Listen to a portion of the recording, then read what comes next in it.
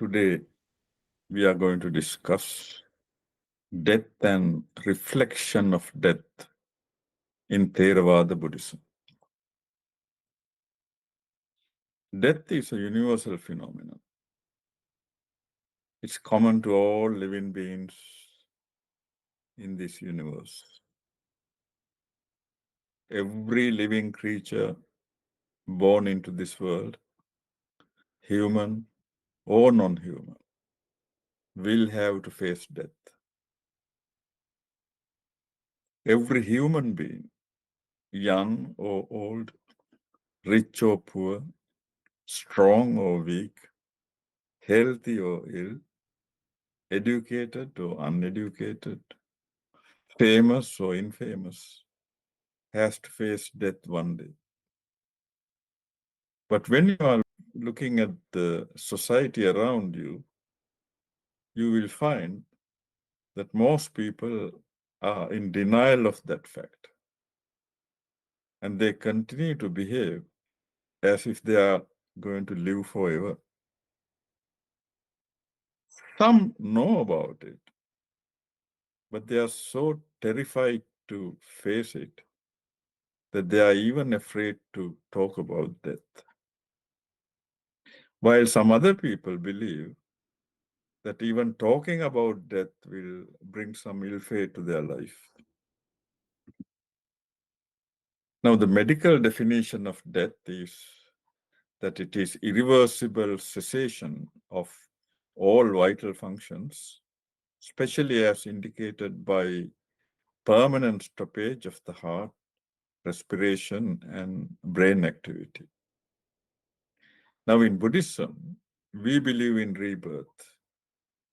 We believe that we will be reborn in this cycle of birth and death called samsara.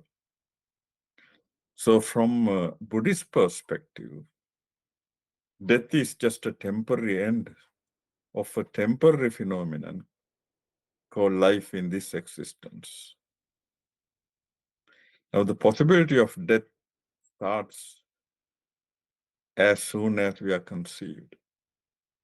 And with each passing moment of our life, we are getting nearer and nearer to the inevitability of our death.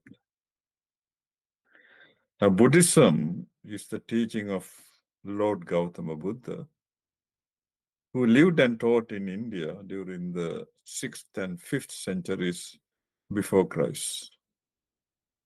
He was born into a royal family as Prince Siddhartha in a place called Lumbini in present Nepal. Being a prince, he grew up with royal comforts, and he was kept away from witnessing any human suffering. But as a young adult, he witnessed human suffering in the form of old age, illness, and death. And when he came to know that old age, illness, and death are common to everybody, including himself and his loved ones, he became alarmed and disenchanted. So at the age of 29, he left home and became a homeless ascetic to try and find a way out of human suffering. For the next 6 years, he practiced severe austerity and self-mortification, believing that that might bring enlightenment and liberation from suffering. But it did not work. So he gave it up and started meditating under a tree in a place called Bodh Gaya in India. While meditating, through wise reflection, he discovered that aging and death come to be when there is birth. So, birth is the condition that gives rise to aging and death. He also realized the Four Noble Truths and gain enlightenment as a Sammasambuddha. And the Four Noble Truths that he realized are the truth of universal suffering, the truth of the cause of suffering, truth of the cessation of suffering, and truth of the path leading to the cessation of suffering. And the path leading to cessation of suffering is the Noble Eightfold Path. And the Noble Eightfold Path has 8 factors: right view, Sammaditthi; right intention, Samma Sankappa; right speech, Samma Vacha; right action, Samma Kammanta; right livelihood, Samma Ajiva; right effort, Samma Vayama; right mindfulness, Samma Sati; and right concentration, Samma Samadhi. So the Buddha found a way to avoid birth, suffering, and death. And that is by attaining Nibbana with no rebirth, by cultivating the Noble Eightfold Path. Buddha also realized the 3 universal characteristics of all existing mental and physical phenomena. And they are: all conditioned phenomena are impermanent, anicca; all conditioned phenomena are unsatisfactory, dukkha; and all conditioned phenomena have no independent self, anatta. But due to ignorance, of course, one thinks they are permanent, satisfactory, and that they have a self or soul. Now, in Buddhist teaching, 3 types of death have been described. Now, death and rebirth of our physical matter and mental phenomena that take place from moment to moment through our life is a form of death called momentary death, and that's Khanika Marana. Then the death of this physical body and the mental phenomena at the end of our lifespan in this existence, but to be reborn in another existence. And that is conventional death, Sammuti Marana. And finally, the death of an enlightened person like the Buddha or an Arahant, following which there is no rebirth, and that is Samucheda Marana. In Buddhist teaching, there are 4 causes of death. Now, when we are born with certain karmic energy, the life potential, which decides our lifespan. And when that karma energy is exhausted, death takes place. And that is called kammakkhaya. Then there is life expectancy of the plane of existence that one is born into, whether it's as a human being or a species of animal. And when that life expectancy is exhausted, death takes place. And that's called ayukkhaya. Sometimes both of these, this karmic energy as well as the life expectancy of the plane of existence, can be exhausted at the same time. And that's called ubhayakkhaya. Then the 4th cause of death is when death takes place from an unexpected or unnatural cause due to a very strong past karma. And that's called upachedaka. Now, the first 3 causes of death are called timely death, kala marana, and the upachedaka is called untimely death, akala marana. Now, in Theravada Buddhist teaching, following death, the last stream of consciousness before death that carries the karmic energy, the energy accumulated by us through our good or bad karmic actions, will influence an immediate rebirth in another existence. This last thought moment called death consciousness is influenced by any action that we have performed, good or bad. That leads to the rebirth consciousness of the next existence. And one of 4 types of karma actions can become this reproductive karma and determine the nature of our next birth. Now, the first type of karma that can become the reproductive karma is called Vaiti karma, Garuka karma. And that is a strong karma, an action, good or bad, that the dying person has committed at any point in life. And that karma can overpower all the other karmas and become the reproductive karma. The next type of karma is called proximate karma, asanna karma. And that is a wholesome or unwholesome action performed or remembered by the dying person just before the moment of death. The third type is what's called habitual karma, achinna karma. And that is an action, good or bad, that the dying person has performed habitually during life. And if there is no Vaiti karma, approximate karma, or habitual karma coming forward to become the reproductive karma, then a karma from our reservoir of karmas accumulated during our previous births will come forward and become the reproductive karma, and that's called katatta karma.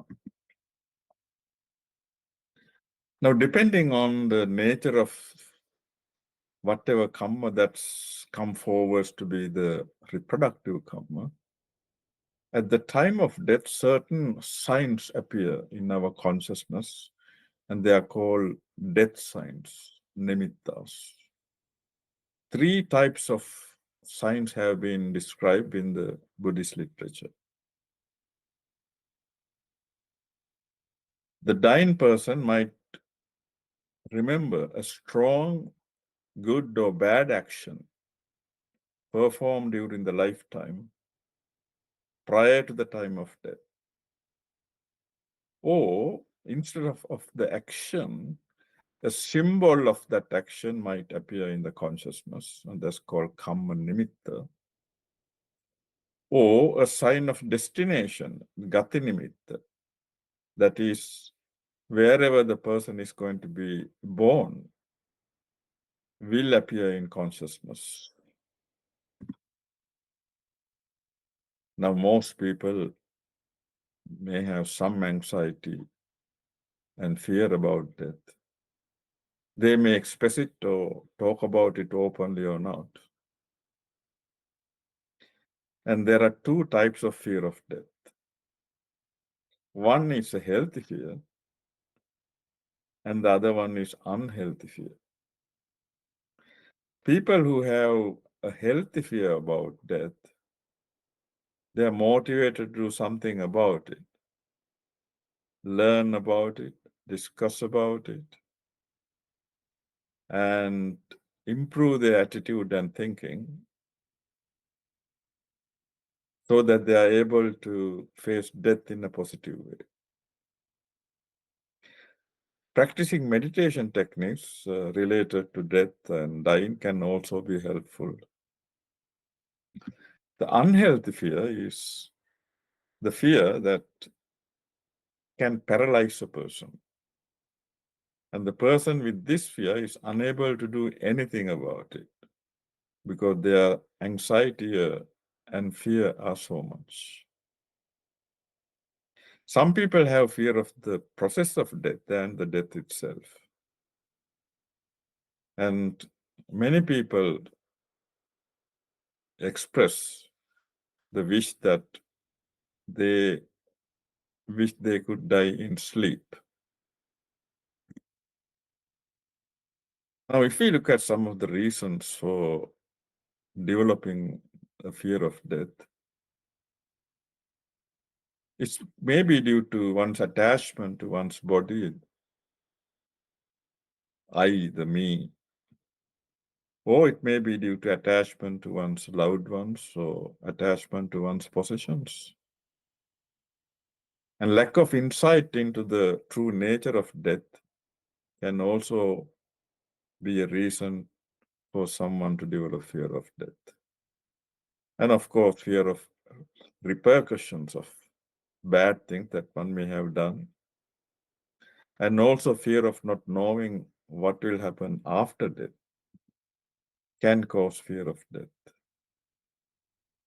Other reasons can be fear of loneliness in death, or guilt for mistakes that one has made during life, remorse for unfulfilled aspirations, remorse for unfinished affairs during life, or fear of physical and mental pain in death. And people who are living in death-denying culture can also develop a fear of death. Now, in a discourse called Abhaya Sutta of the Anguttara Nikaya, that's a collection of the Buddha's numerical discourses. A Brahmin called Janusoni went to see the Buddha and he made a statement. He said, in my opinion, there is no one who is subject to death, is not afraid or in terror of death. And the Buddha said, there are some people who are afraid of death, and there are some people who are not afraid of death. And who are the people who are afraid of death? A person who has not abandoned craving for sensuality, a person who has not abandoned craving for one's body, a person who has not done what is good and skillful, and a person who has doubt and perplexity about the true teachings of Dhamma.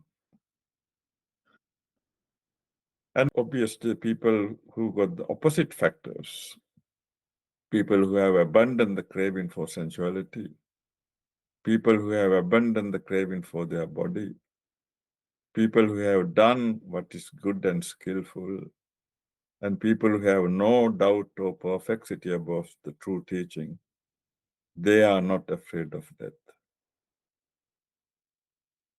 In another discourse called Araka Sutta of Anguttara Nikaya, the Buddha has described a religious teacher in the past. This teacher called Araka was addressing his disciples and was telling them that life as a human being is short, brief, fleeting, filled with pain and suffering. So one should think about this and wake up. One should do what is skillful and live the spiritual life, because no one who is born is free from death. And the Buddha said, when this religious leader was talking about short lifespan, the lifespan during that time was 60,000 years. And this religious leader used 7 common phenomena, examples, to show how short and brief the human life is. He compared the human life to a dewdrop, a water bubble, a line drawn in the water, a fast flowing river from a mountain, a glub of spit on the tongue, a piece of meat on a heated iron pot, and a cow on its way to the slaughterhouse, all having a very short space of time. So, how can one develop a proper perspective of death? Having an understanding that death is an essential part of human predicament can help. One is to understand that death is natural, inevitable, and a universal end of life for all living beings. From the time of our conception, the death is always behind us. And in fact, the death is so unpredictable that no one knows when, where, and how one is going to die.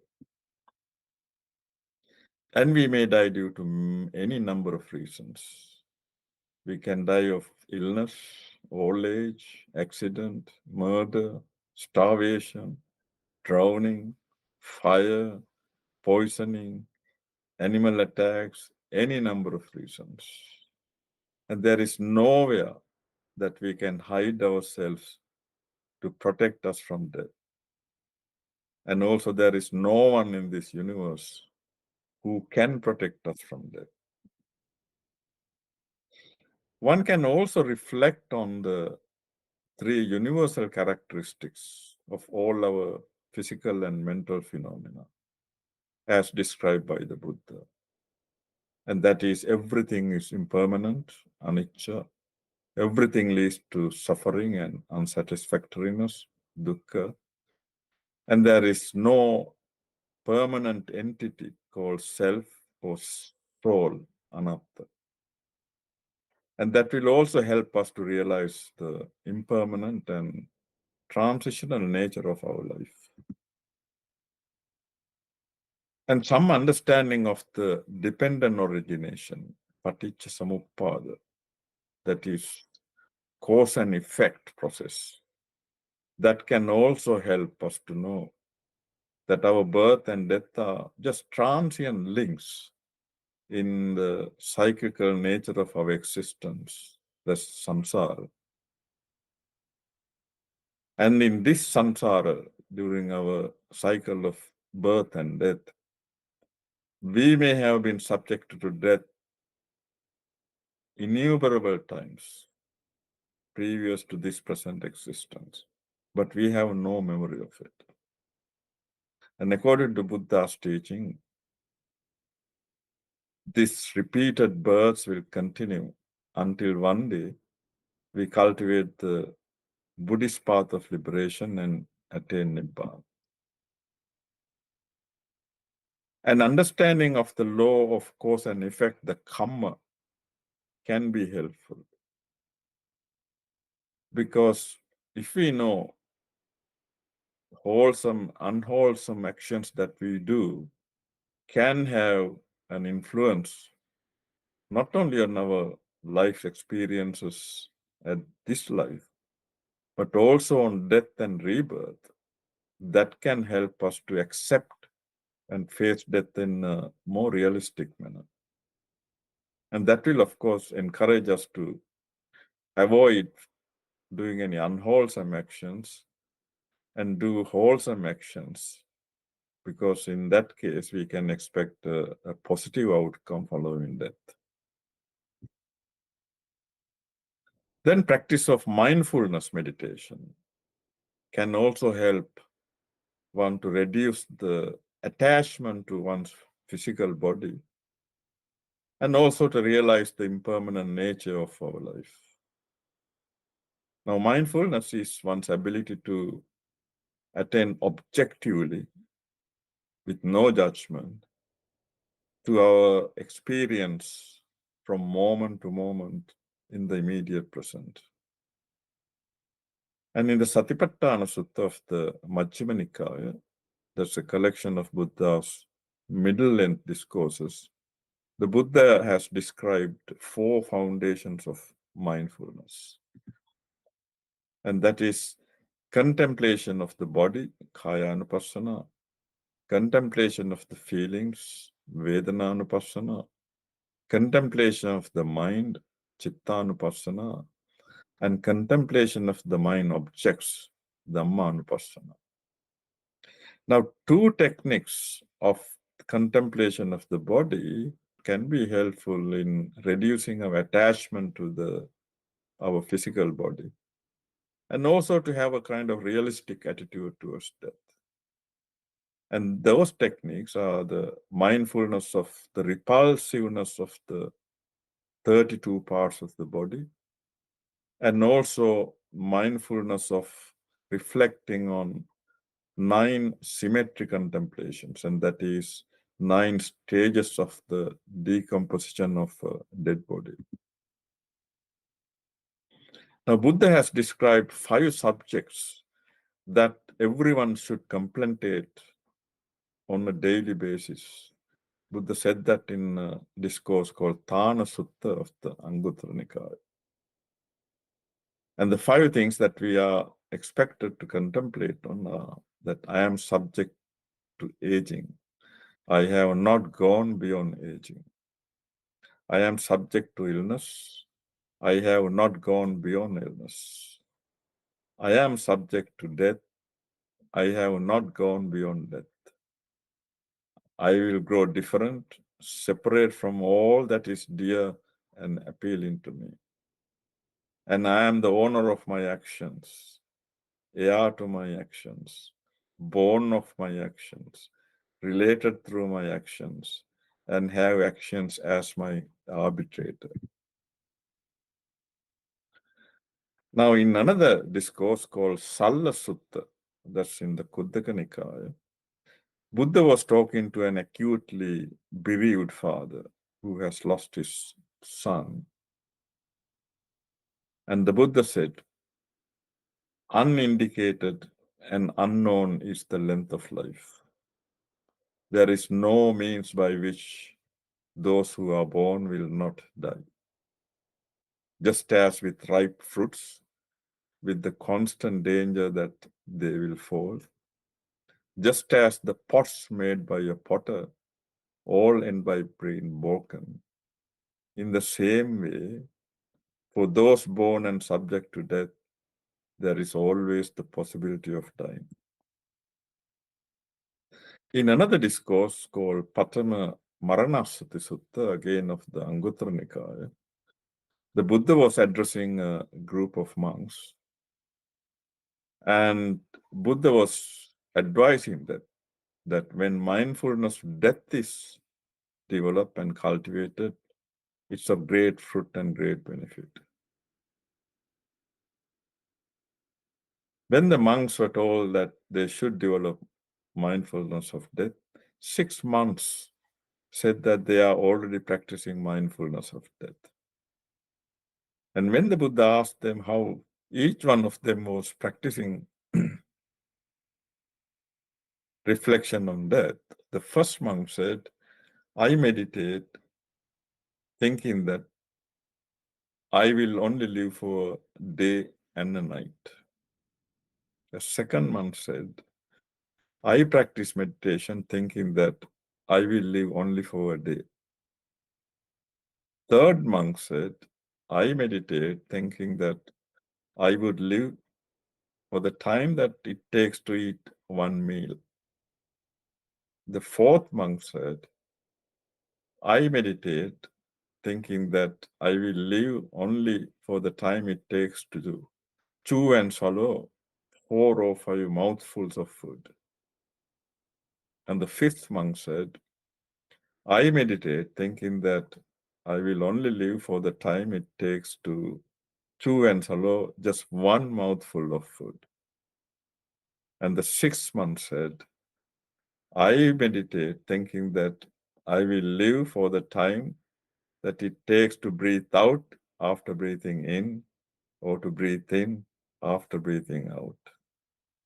And Buddha said, the first 4 monks were heedless, and the 2 monks who said, They meditate thinking that they might only live for the time it takes to swallow one mouthful of food or take one breath in or out, and they are the monks who are hateful.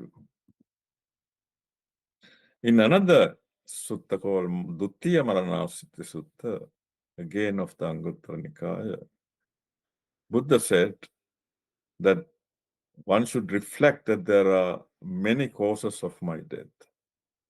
Snake may bite me, scorpion may sting me, centipede may bite me, I may trip and fall, my food may trouble me, my bile may be provoked, my phlegm may be provoked, sharp wind within my body may be provoked, and if I die, and if I still have any uneradicated, unskillful mental states, and that can obstruct my future path.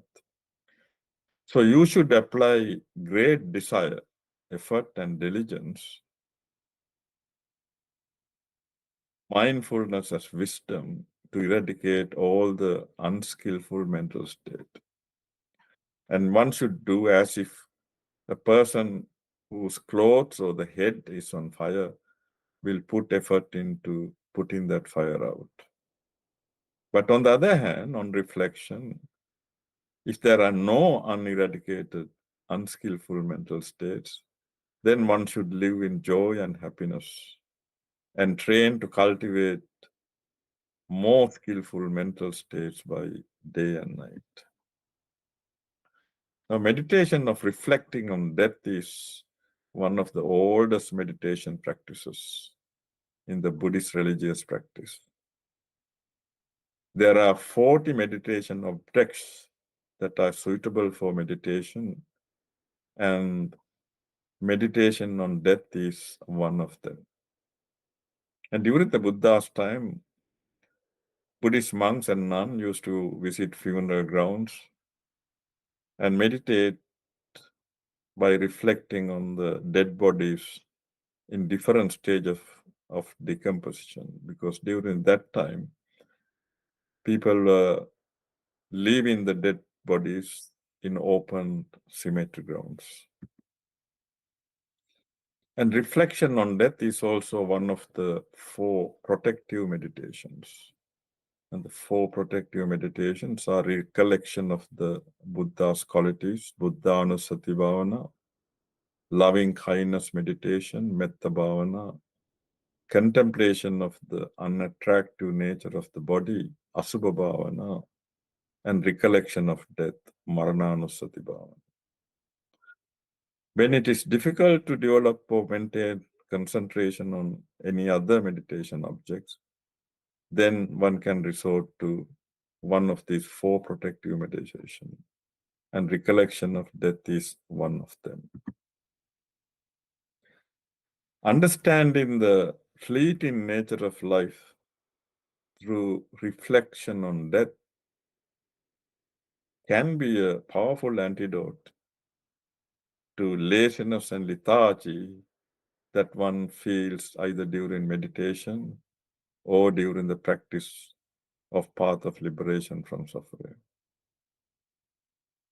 And reflecting on death can create a sense of heedfulness, urgency, motivation, and energy. Reflecting on death by observing a real dead body, of course, is the best way to reflect on death. But since that is not possible, in some meditation centers, a skeleton may be available. Or one could try to remember a dead body that one has seen in the past. An alternative, of course, is to look at the video or images of a dead body in books, magazines, or on the internet. And in reflection of death, once by remembering a dead body one has seen, and by being mindfulness of one's own mortality, one can reflect on, my body is also of a nature to die. Indeed, it will also die just like this one. It cannot avoid becoming like this. And then the meditator can continue to reflect on the dead body by using one of these thoughts. My death is certain.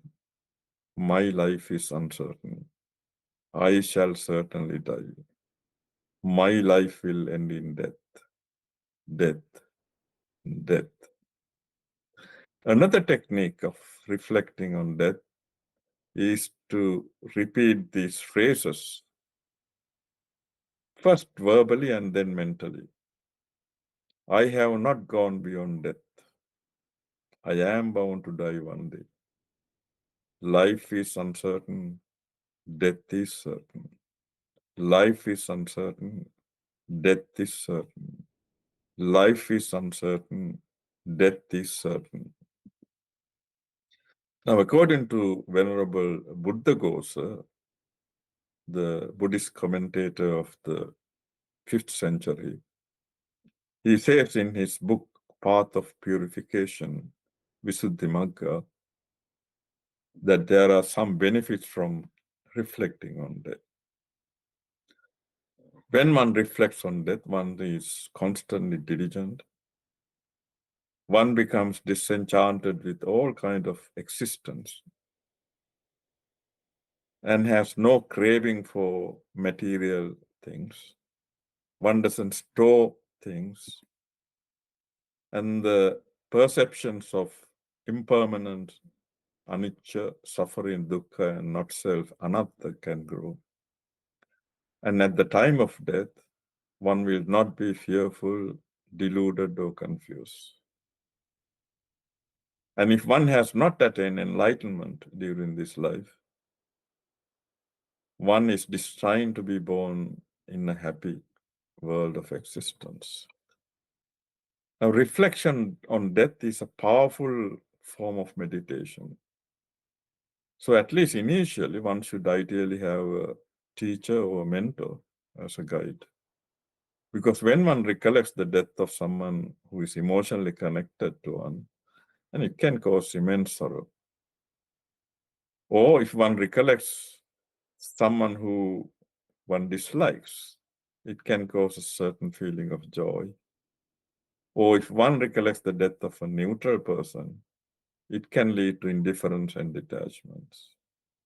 And if one tries to reflect one's own inevitable death, it can cause anxiety and fear.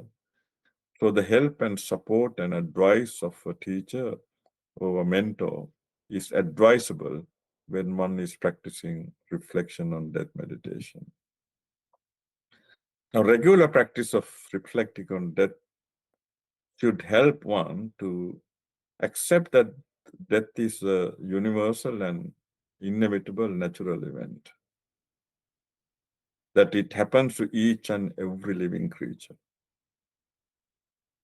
It helps to understand the impermanent nature of all things. And one will hopefully change one's priorities in life and reduce attachment to oneself, others, or one's possessions.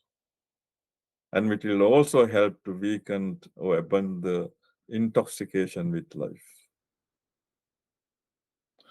It will also help to develop compassion towards other living beings through the understanding of this commonality and the universality of death among all living beings. And it will also create spiritual urgency to escape from suffering and existence in this cycle of birth and death. And it will also help to apply energy and diligence to practice the Buddhist path of liberation from suffering. And finally, of course, to accept and face one's own death with equanimity, without anxiety and fear. Thank you very much.